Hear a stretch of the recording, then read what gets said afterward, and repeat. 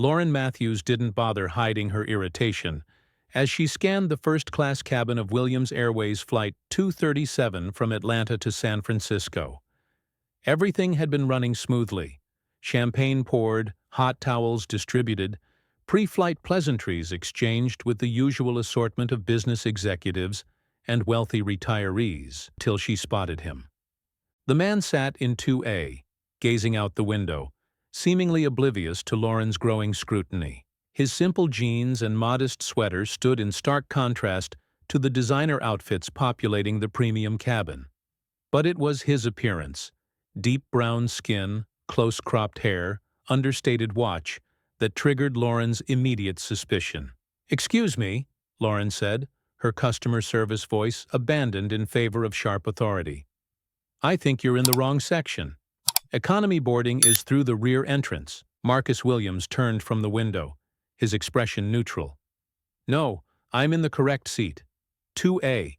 Lauren's perfectly penciled eyebrows arched higher. "This is first class," she explained slowly, as if speaking to someone with limited comprehension. "Economy is in the back of the aircraft." "I'm aware of the plane's configuration," Marcus replied calmly. "I'm supposed to be in first class. My boarding pass is for seat 2A.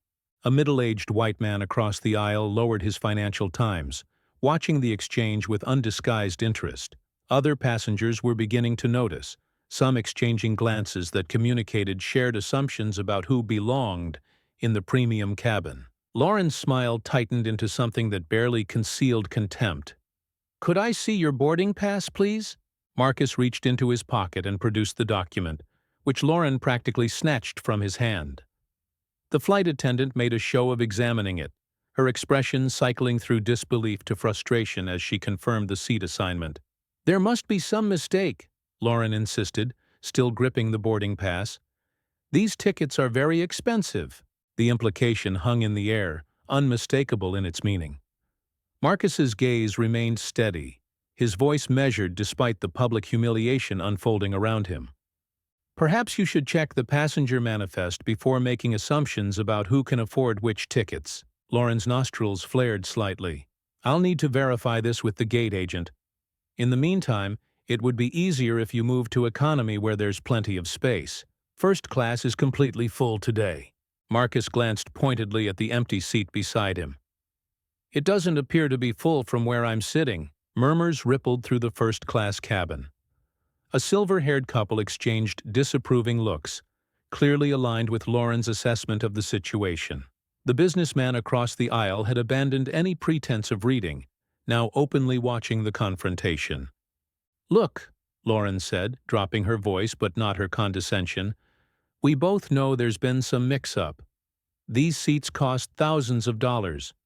Why don't you just move to the back where you'd be more comfortable with your own kind of passengers?" Marcus's composure remained unbroken, though something flickered behind his eyes.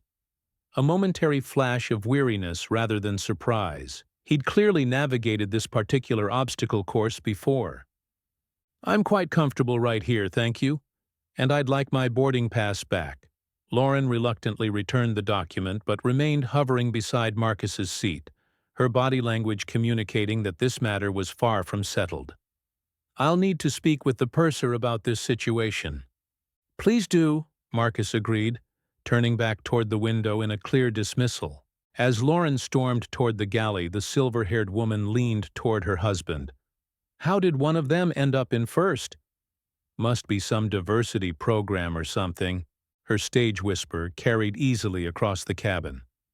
Marcus didn't react, though his shoulders straightened almost imperceptibly. Lauren returned minutes later with Timothy, the chief purser, who approached with the practiced diplomacy of someone who had mediated countless mid-air disputes. "Sir, I understand there might be some confusion about your seating assignment," he began professionally.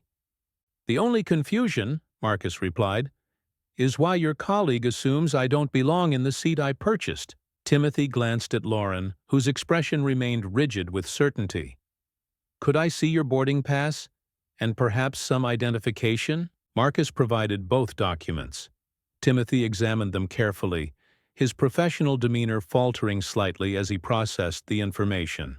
"Everything appears to be in order, Mr. Williams," he confirmed, returning his documents with noticeably more respect than Lauren had shown. "I apologize for any inconvenience." Lauren's face flushed with a combination of embarrassment and stubborn indignation. "But Tim, look at him.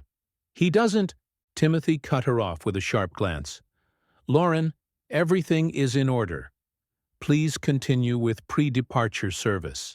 As Timothy retreated to the galley, Lauren remained standing beside Marcus's seat, clearly struggling to process this undermining of her authority. The other first-class passengers watched with varying degrees of interest, some seemingly disappointed that the disruption hadn't resulted in Marcus's removal. "Would you care for champagne or orange juice before takeoff?"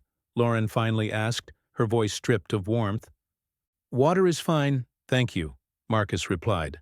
Throughout the boarding process, Lauren's behavior shifted from overt hostility to something perhaps more insidious: performative invisibility. She doted attentively on other first-class passengers, engaging in friendly conversation, promptly refilling drinks, offering extra pillows and blankets.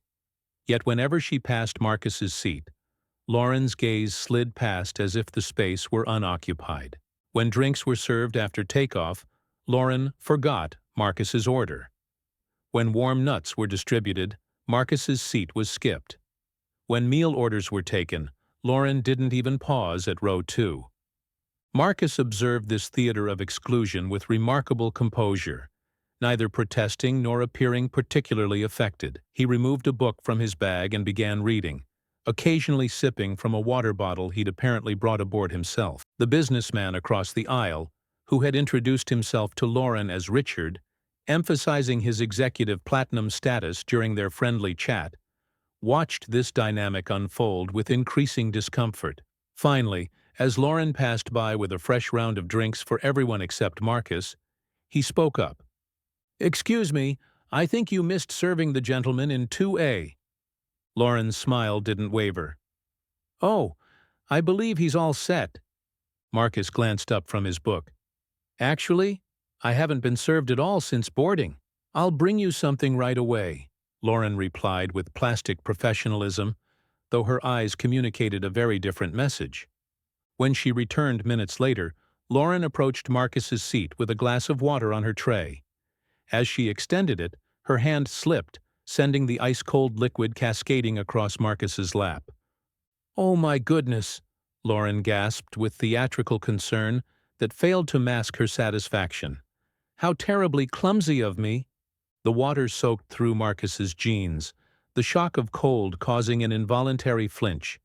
Several passengers looked up at the commotion, their expressions ranging from second-hand embarrassment to poorly concealed amusement.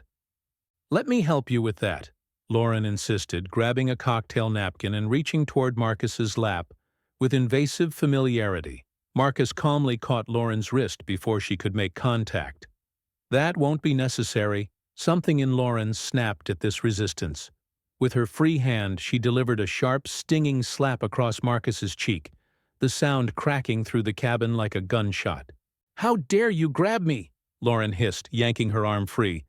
"I was only trying to help." The cabin froze in collective shock. Richard half rose from his seat across the aisle, his expression horrified. "Hey, that was completely uncalled for." Lauren rounded on him, her composure abandoned entirely. "Stay out of this. This ghetto thug put his hands on me first." Marcus touched his cheek where an angry red mark was forming, his expression still remarkably controlled despite the assault. Without speaking, he reached for his phone. "Oh, now you're calling your homies to complain?" Lauren sneered, her professional veneer completely evaporated. "Go ahead. Tell them how the mean white lady wouldn't let you play big shot in first class." Marcus didn't respond to the provocation, simply tapping his screen a few times before returning the phone to his pocket. Lauren interpreted this silence as victory, her posture becoming increasingly aggressive. "That's what I thought," she continued, emboldened by what she perceived as submission. "You people always want what you haven't earned." Taking seats meant for actual successful passengers. Probably used welfare checks to scam your way up here. The silver-haired woman nodded in agreement, while her husband looked increasingly uncomfortable. Richard had fully stood now, moving into the aisle. "That's enough," he said firmly. "You need to step back and get your supervisor immediately." Lauren sneered at him. "Another white knight for the diversity hire? Should have known." The situation might have deteriorated further had the cockpit door not opened at that moment. Captain David Chen emerged, his expression grave as he surveyed the scene. His gaze landed on Marcus, who still sat calmly despite the water-soaked clothing and reddened cheek. "Mr. Williams," he said, approaching his seat with evident respect. "Is everything all right?" The simple question, and the clear deference with which it was delivered, caused a subtle shift in the cabin's atmosphere. Lauren's expression froze somewhere between confusion and dawning horror. "Not entirely, Captain Chen," Marcus replied evenly. "I've been refused service, deliberately doused with water, physically assaulted, and subjected to racist abuse from this flight attendant." Captain Chen nodded gravely. "I received your message. I've already notified ground operations to prepare for an unscheduled landing. This situation requires immediate attention." Lauren's face drained of color as the implications began to register. "Captain, there's been a misunderstanding. This passenger was combative and—" "Ms. Matthews," Captain Chen interrupted firmly, "I strongly suggest you return to the galley and wait there until we land." "But you don't understand," Lauren protested desperately. "He's just playing the race card." "He," Captain Chen cut in, his voice carrying enough authority to silence the entire cabin, "is Marcus Williams, the owner and CEO of Williams Airways, your employer."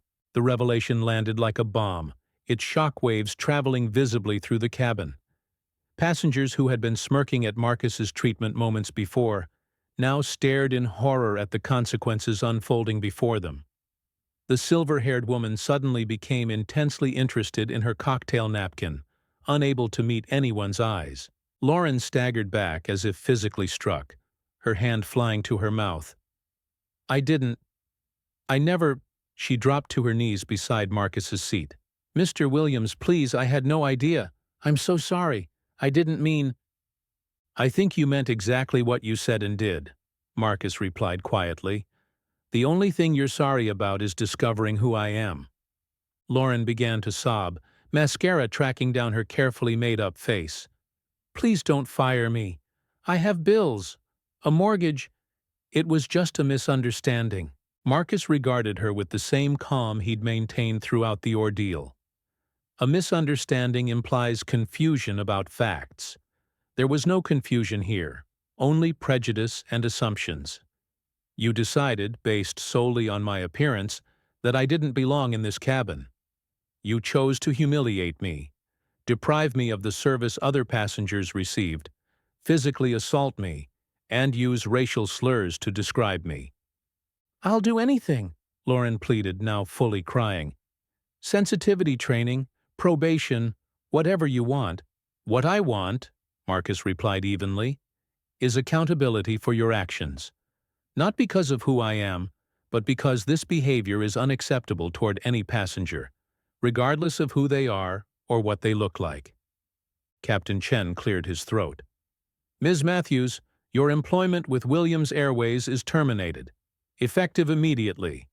When we land, airport security will be boarding to discuss the assault charges." "Assault charges?" Lauren echoed, her voice rising hysterically. "But it was just a little slap. He grabbed me first."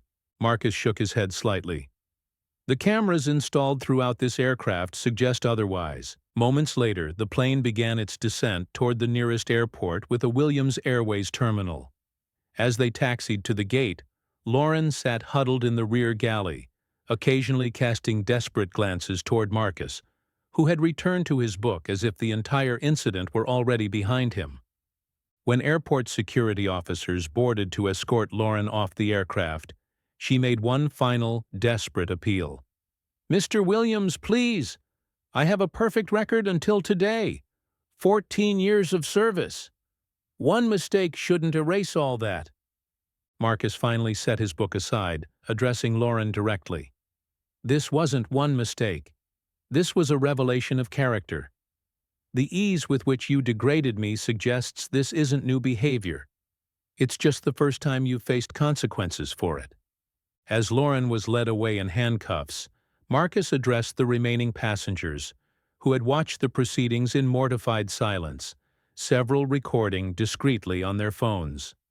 "Ladies and gentlemen, I apologize for the delay in your journey. Williams Airways was founded on the principle that luxury travel should be about the quality of the experience, not the color of the passenger. I founded this airline after experiencing discrimination on other carriers, vowing to create an environment where every passenger is treated with equal respect." He surveyed the cabin, making brief eye contact with those who had participated in or tacitly approved Lauren's behavior. "That standard applies not just to our staff, but to the culture we create together. I appreciate those of you who spoke up today. To those who remained silent or who shared in the prejudice displayed, I hope this serves as a moment of reflection." The incident, captured on multiple passenger phones, went viral before Flight 237 even reached San Francisco. By the time Marcus disembarked, hashtags like #1 First Class, While Black, and #1 Williams Airways Justice were trending nationwide. 3 days later, Marcus appeared on a morning news program, poised and articulate as he discussed the broader implications of the incident. "What happened on that flight happens to people of color every day," he explained. "The only difference is that most don't own the company involved. Most don't have the power to ensure immediate consequences. Most just have to absorb the humiliation and move on." The interviewer leaned forward. "Some critics are saying your response was excessive, that termination and criminal charges represent an overreaction to what they call poor customer service." Marcus's expression remained measured. "Racial slurs and physical assault aren't poor customer service. They're unacceptable behavior in any context. Would these same critics consider it an overreaction if I, as a black man, had slapped a white flight attendant and called her trailer trash? Or would they be demanding my arrest and lifetime ban from flying?" The question hung unanswered, its implications clear to viewers. Williams Airways has a zero-tolerance policy for discrimination and assault against any passenger, by any staff member, Marcus continued. "Ms. Matthews wasn't terminated because she disrespected the CEO. She was terminated because she violated our most fundamental company values and basic human decency." Later that week, when Marcus boarded another Williams Airways flight, the crew welcomed him aboard with the same professional courtesy extended to every first-class passenger. No special treatment, no excessive deference. Just the standard excellence his airline was known for. As the plane reached cruising altitude, Marcus gazed out the window at the clouds below, reflecting on the incident that had thrust him reluctantly into the spotlight. He hadn't built his company to become an activist or a symbol. He'd built it because he believed luxury should be accessible to anyone who could afford it, regardless of what they looked like or what assumptions others might make about them. The flight attendant approached with a glass of water, served without commentary or prejudice. Marcus accepted it with a simple, "Thank you." The ordinary interaction somehow more meaningful for its normalcy. Some battles were fought in courtrooms or legislative chambers. Others, equally important, were fought in first-class cabins and corner offices, in everyday spaces where the right to belong was still, somehow, considered debatable for some Americans. Marcus sipped his water, returning to the quarterly report he'd been reviewing. There would be more Laurens, more battles, more viral moments of reckoning. But for now, at 35,000 feet, he had simply claimed the space he had rightfully purchased. No more, no less than what anyone deserved.